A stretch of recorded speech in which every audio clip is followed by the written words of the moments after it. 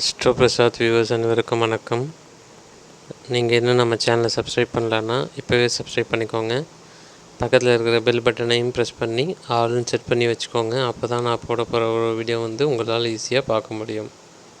தனுசு ராசிக்கு தமிழ் புத்தாண்டு எப்படி இருக்கும் அப்படின்றத பற்றி நம்ம இந்த வீடியோவில் பார்க்கலாம். முதல்ல இது தமிழ் புத்தாண்டு அப்படின்னா பிரபாவ வருடம் அப்படின்றது வரப்போகுது. அதாவது விசுவாவசு வருடத்திலிருந்து பிரபாவ வருடம் அப்படின்றது வரப்போகுது. இதனால் என்ன அப்படின்னா மெயினாக இந்த 12 மாதம் தமிழ் புத்தாண்டு தான் ஒரு உலகத்துக்குமே மாற்றங்களை கொடுக்கக்கூடிய ஒரு புத்தாண்டு. அது நல்ல மாற்றமோ இல்லை சரியில்லாத மாற்றமோ அது இருக்கட்டும். ஆனால் மாற்றத்தை கொடுக்கறது அப்படின்றது பார்த்திங்கன்னா ஆங்கில புத்தாண்டை விட தமிழ் புத்தாண்டு நிறைய மாற்றத்தை இந்த உலகிற்கு நிகழ்த்தும் அப்படின்னு சொல்லலாம். ஏன்னா அது வெறும் தமிழ் புத்தாண்டு தான் பேர். தமிழர்களுக்கு மட்டுமே அந்த புத்தாண்டு கிடையாது, உலகத்துக்கே ஒரு வித்தியாசமான ஒரு விஷயம். அதாவது ஒரு சூரியன் உச்சமடைகிற சித்திரை 1ஆம் தேதி அப்படின்னா அது எல்லாத்துக்குமே மாற்றத்தை ஒரே இடத்துல வராது. ஒரு வருஷமும் இப்போ நீங்கள் வானத்தை பார்த்துட்டு கீழே குனிஞ்சிட்டு அடுத்து ஒரு 10 செகண்ட் கழித்து வானத்தை பார்த்தீங்கன்னா நீங்கள் 10 செகண்டுக்கு முன்னாடி பார்த்த வானம் அது கிடையாது. ஓகேங்களா? பூமியும் சூரியனும் அப்படியே இழுத்துட்டு போயிட்டே இருக்குது வேறு எங்கேயோ. ஓகேங்களா? ஸோ அப்போ ஒரு இடத்துல சூரியன் உச்சம் அடைகிறார் அப்படின்னா அடுத்த வருஷம் அதே இடத்துல சூரியன் உச்சம் அடைகிறது கிடையாது. இதுதான் விஷயம். ஸோ அப்போ சித்திரை மாதம் முதல் மாதம் இந்த பிரபாவ வருடத்தில் சித்திரை மாதம் முதல் நாள் சூரிய பகவான் மேஷத்தில் உச்சமாக இருக்கிறார்.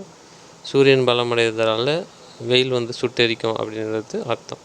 ஸோ இதில் உங்களுக்கு எந்த மாதிரியான அமைப்பு இருக்குது அப்படின்னா தனுசு ராசி மட்டும் கிடையாது, ஜென்ரலாகவே குரு உச்சம் அடைகிறார். இந்த பிரபாவ வருடம் ஃபுல்லாகவே குரு பகவான் உச்சமாக இருக்கிறார் அப்படின்றதுனால கடகத்தில் உச்சம் அடைகிறார் அப்படின்றதுனாலே பார்த்திங்கன்னா நிறைய பேருக்கு நன்மைகள் நடக்கக்கூடிய ஒரு காலகட்டமாக இருக்கும்.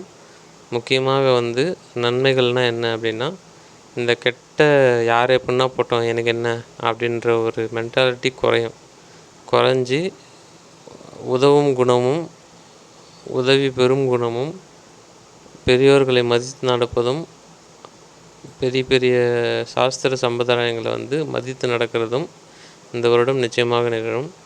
தனுசு ராசிக்கு மற்ற 12 ராசியை விட தனுசு ராசிக்காரர்களுக்கு கொஞ்சம் இந்த வருஷம் கொஞ்சம் ஃபேவரபுளான வருடம் அப்படின்னு சொல்ல முடியும்.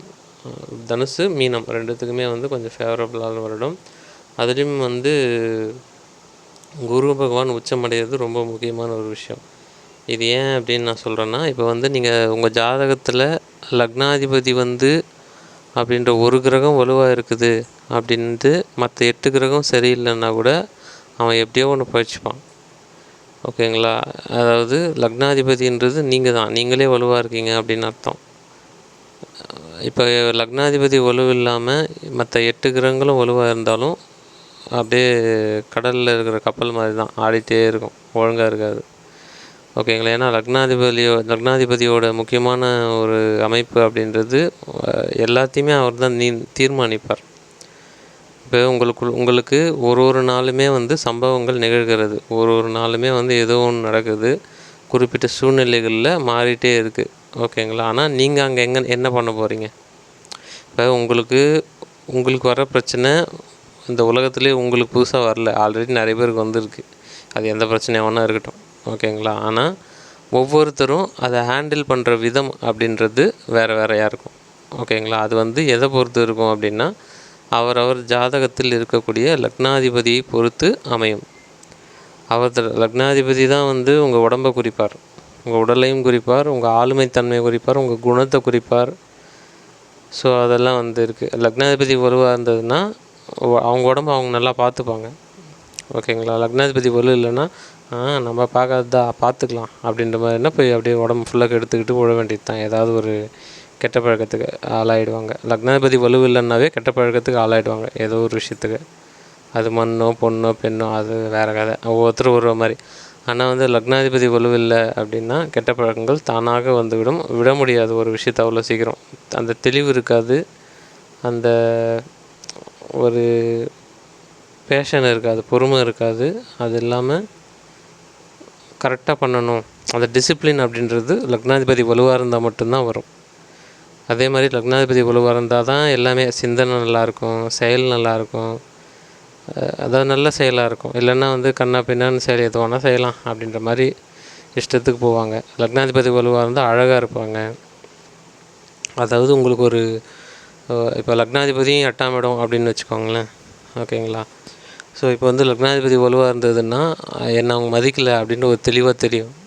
இதே லக்னாதிபதியை விட 8ஆம் இடம் வலுவாக இருந்தது அப்படின்னா அவன் மதித்தா என்ன மதிக்கலன்னா நம்ம போவான், என்ன பண்ண போகிறான் அப்படின்ற மாதிரி அசிங்க அவமானப்படுறதே தெரியாமல் பட்டுக்கிட்டு இருப்பாங்க.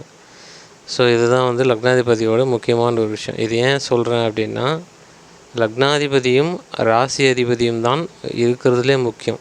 அதாவது எப்போவுமே நம்ம ஜோதிடத்தில் என்ன சொல்கிறோம், ஜாதகத்தில் குறிப்பிட்ட பர்சன்டேஜ் நம்ம பார்க்குறோம். அது இல்லாமல் அதாவது உங்கள் சுய ஜாதகத்தில் கொஞ்சம் பார்க்குறோம், கோச்சாரத்தில் கொஞ்சம் பார்க்குறோம்.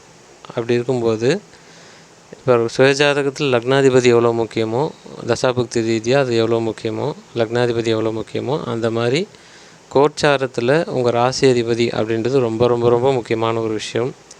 அப்படி இருக்கும்போது இந்த பிரபாவ வருடம் முழுக்கவே குரு பகவான் உச்சமடைதல் அப்படின்றது மற்ற ராசிக்காரங்களை விட தனுசு ராசிக்கு ரொம்ப ரொம்ப ரொம்ப நன்மை பயக்கக்கூடிய ஒரு விஷயம். இதில் இன்னொன்று நீங்கள் கேட்கலாம், மீன ராசிக்கும் அவர் தானே சார் அதிபதி, அவரும் உச்சமாக தானே சார் இருக்கார் அப்படின்னா, அவர் 5ல் உச்சமாக இருக்கார். எப்பவுமே நான் ஆல்ரெடி சொல்லியிருக்கேன், உபயராசிக்காரர்களுக்கு குருவும் புதனும் மறைய வேண்டும், மறைந்தால்தான் அதிக நன்மைகளை தருவார்கள். இப்போ மீனராசிக்கு 5ல் மறையலை, அது நல்லா திரிகோணத்தில் இருக்கிறார் குரு, ஓகேங்களா? அது அதை விட ராசிக்கு 8ஆம் இடத்துல குரு உச்சமாகி மறையணும், மறைஞ்சு உச்சமாகிறது அப்படின்றது ஒரு மிகப்பெரிய ஒரு பலம் தனுசு ராசியை பொறுத்த வரைக்கும். அதனால் என்ன நடக்கும்னா, உங்கள் சிந்தனைகள் எல்லாம் தெளிவாக இருக்கும். ஏன்னா ஆல்ரெடி அதுக்கு தான் இவ்வளோ நேரம் எக்ஸ்ப்ளனேஷன் கொடுத்தேன். உங்கள் ராசி அதிபதி லக்னாதிபதி வலுவாக இருக்கும்போது உங்களுக்கு சிந்தனைகள் தெளிவாக இருக்கும். உங்களுக்கு தேவையான விஷயங்களை நீங்களே செய்து கொள்வீர்கள். உங்களுக்கு யார் ஃபேவரபுளாக இருக்காங்க, யார் ஃபேவரபுளாக இல்லை அப்படின்றது உங்களுக்கு தெளிவாக அந்த புரியக்கூடிய சூழ்நிலைகள் உருவாகும். அதே மாதிரி குருவின் விஷயங்களாக இருக்கிற கோல்டு, தங்கம் வாங்கிறதுக்கான விஷயங்கள் தனுசு ராசிக்காரங்க நிறைய நடக்கும். இல்லைனா தங்கத்தில் பிஸ்னஸ் செய்கிறவங்க, இல்லை ஜுவல்லரியில் வேலை செய்கிறவங்க, ஜுவல்லரி கடை வச்சுருக்கவங்க, இவங்களுக்கு எல்லாமே ரொம்ப சாதகமான வருடமாக இருக்கும் இந்த பிரபாவ வருடம். அடுத்தது பார்த்திங்கன்னா, குழந்தை பாக்கியம் எதிர்பார்த்து காத்து கொண்டு இருக்கக்கூடிய தனுசு ராசிக்காரர்கள் அனைவருக்குமே குழந்தை பாக்கியத்துக்கு ஒரு அருமையான ஒரு காலகட்டம் அப்படின்னு சொல்லலாம். ஆல்ரெடி நிறைய பேர் கன்சீவ் ஆகி வாழ்க்கை வண்டி ஓடிக்கிட்டு இருக்கோம். ஸோ இது எல்லாமே இந்த குரு உச்சமடைகிறதுனால்தான்.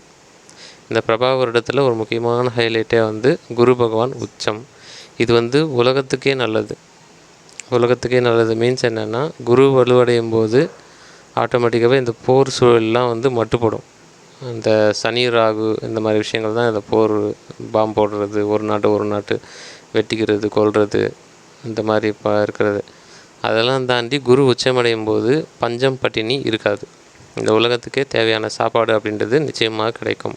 புண்ணிய செயல்கள் அதிகமாக செய்வீர்கள், உங்களே அறியாமல் செய்வீங்க. ஸோ முக்கியமாக இந்த லக்னாதிபதி ராசி அதிபதி இது ரெண்டும் தான் ஒருத்தருடைய உயிர் அப்படின்னு சொல்லலாம். உயிர் பலமாக இருக்கும்போது அதுதான் இறைவன். ஸோ அதனால் உங்கள் பிரச்சனைகள் எல்லாமே ஆட்டோமேட்டிக்காகவே இந்த ரொம்ப வருஷத்து பிரச்சனைகள் எல்லாமே இந்த பிரபாவ வருடத்தில் முடித்து வைக்கப்படும். நிம்மதியாக இருப்பீர்கள். அதே மாதிரி நிம்மதியான உறக்கம் அப்படின்றது நிச்சயமாக கிடைக்கும். பணவரவுக்கு பஞ்சம் இருக்காது. அதே மாதிரி உங்களுடைய ஆரோக்கியம் அப்படின்றது தனுசு ராசிக்காரர்களுடைய ஆரோக்கியம் மிக மிக மிக மிக மேன்மை அடையக்கூடிய ஒரு வருடம் இந்த தமிழ் வருடம், பிரபாவ வருடம். முக்கியமாக தனுசு ராசிக்காரர்களுக்கு இந்த பிரபாவ வருடம் ஒரு அதிர்ஷ்டகரமான வருடம் அப்படின்னு சொல்லலாம். மெயினாக உங்களுடைய உடல், மனம், குணம், ஆரோக்கியம், தன்னம்பிக்கை இது எல்லாமே ஒரு நன்மை தரக்கூடிய விஷயங்களாக உங்களை வாழ்க்கையை மாற்றிவிடும். இது எப்போ சார் தெரியும் அப்படின்னு கேட்டிங்கன்னா, இப்போ ஏப்ரல் மாதம் 14ஆம் தேதி தமிழ் புத்தாண்டு வருது அப்படின்னா, அடுத்த 2 மாதத்திற்குள் நிச்சயமாக இந்த பலன்கள் எல்லாம் நடக்க ஆரம்பித்து விடும். மே 14, ஜூன் 14 இதுக்குள்ளே பார்த்திங்கன்னா நிறைய நன்மை நடக்கக்கூடிய விஷயங்கள் எல்லாமே உங்களுக்கு நடக்க ஆரம்பித்து விடும். கண்கூட இதை நீங்கள் பார்த்து கொள்ளலாம். அதே மாதிரி இதில் வந்து சனி பகவானை கொஞ்சம் திருப்திப்படுத்தி விட்ருங்க. சனிக்கிழமை பெருமாள் வழிபாட்டையும் ஆஞ்சநேயர் வழிபாட்டையும் தொடர்ந்து செய்து வருவீர்களே ஆனால் நிச்சயமாக இந்த பிரபா வருடம் தனுசு ராசிக்காரர்களை நிச்சயமாக ஏமாற்றாது. அதிர்ஷ்டகரமான வருடமாக நிச்சயமாக இருக்கும். நன்றி. சப்ஸ்கிரைப் பண்ணாமல் பார்க்குற நண்பர்கள் சப்ஸ்கிரைப் பண்ணிக்கோங்க. ஜாதகம் பார்க்க விருப்பப்படுறவங்க வந்து ஸ்க்ரீனில் தெரிய நம்பருக்கு வாட்ஸ்அப் பண்ணுங்கள். இந்த வீடியோவை உங்கள் நண்பர்கள் அனைவருக்கும் ஷேர் பண்ணுங்கள். நன்றி.